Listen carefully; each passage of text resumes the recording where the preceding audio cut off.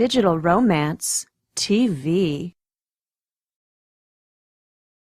Hi folks, how are you? It's Michael Fiore and Cassidy Lyon. And Hello. Today we're going to talk about how to have more kinky sex with your partner. Or with anybody, really. Anyone is fine. But here's the question though, Cassidy. Like, what do they mean by kinky? Exactly. Several people, I feel like, have many different definitions by this. So the first thing you need to do is really figure out what you want. Yes. And how that fits in. And don't judge yourself. Something very light could be kinky for you. But just really figure out what you want. For some people, French kissing is kinky. Exactly. Yeah, or anything like, heavy petting, whatever it's going to be, role playing, medical fetishes, pretending to be a robot. Personally, or like dressing up in a Barney the Dinosaur costume. Yeah, there are whatever it's going to furries. be. The main reason that people don't have more kinky sex with their partner, of course, is fear of being judged, right? Because so often we are afraid that if we go to our partner and we say, I want to be tied up, or I want to role play, or I want to do this is really weird. This is really weird. And some people are going to do that. And those people are assholes. Yeah, we don't like them. Yes, exactly. Just because somebody else's sexual hang-up should not be a reason for you to have sexual hang-ups.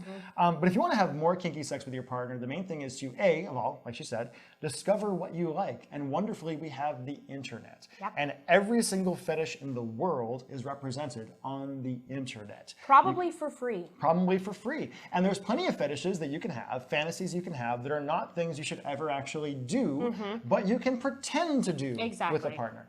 From that, though, it's all about going and being able to talk to your partner in a way that is not built on shame. If you go to your partner and say, I really want to do this disgusting thing, obviously they're not going to respond very well. No. But if you go to them and say, hey, I want to do this role-playing fantasy thing, it sounds really fun. Can we try that? Or if you watch like The Secretary or something like that, which is a really, really hot movie. It's a great movie. Also, the best way to get your partner to want to have kinkier sex with you is to fulfill their fantasies, which means you go to them and you say, hey, I want to talk about our sexual fantasies and your sexual fantasies. And the key at that point is, and this is the hard part, you go first. Yeah, you have to put yourself out there in order to get them to put themselves out there. And you don't need to go for your most dirty, crazy fantasy, like I want to have, a gangbang with blah, blah, blah. And Start slow. Barney the Dinosaur costumes. Start slow. I would really like it if you would tie me up with a silk scarf. I really like the idea of narrating a fantasy where you're with somebody else, or whatever it's going to be. There's lots of ways you can do that, but start slow and start safe. And don't go for like really intense physical stuff right out of the gate. People aren't just going to jump into that. It's not a good idea.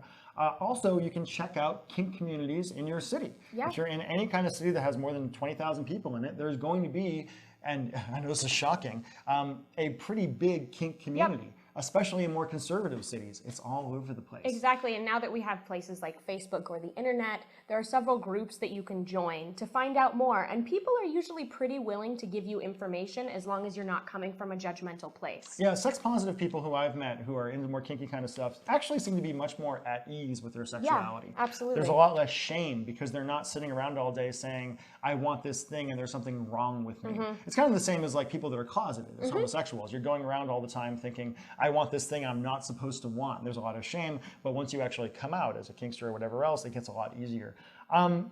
Actually, I want you to check out some products of ours that can help you actually get kinkier in the bedroom. We have one called Language of Desire, which is for women. It teaches you how to use dirty talk with the man in your life. And one called Language of Lust, which is the inverse of that, teaches you how to use dirty talk with the women in your life. And if you just click the button on your screen, you can check out videos that are all about both of those programs.